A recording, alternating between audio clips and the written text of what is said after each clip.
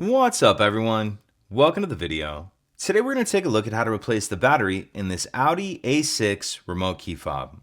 This Audi A6 key fob is going to use replacement battery CR2032, and I'll put a link in the description box of this video to where you can find these replacement batteries if you're in need.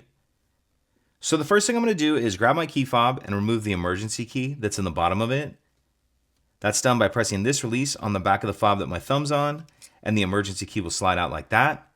Now I'm going to use this emergency key to pop this back cover off of the key fob.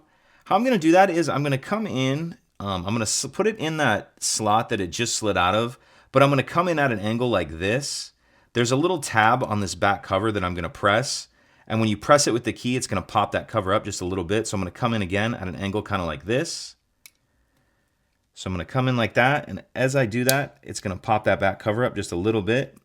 You can see it just pops it up about that far, and it'll allow you to get your finger on there and pull that back cover off. If you're unable to do that with your finger, you also can use a small flathead screwdriver.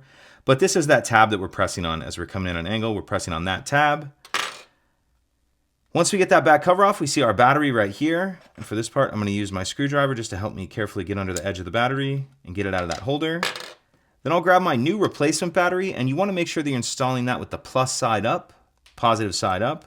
I'm going to tuck this edge in first, like that, and then snap it down into place.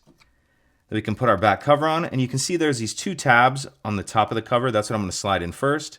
Slide those two tabs in, snap it down into place, slide our emergency key in, and that's it. If you could take a second to like and subscribe, it helps us out, and I'd appreciate it. Thank you.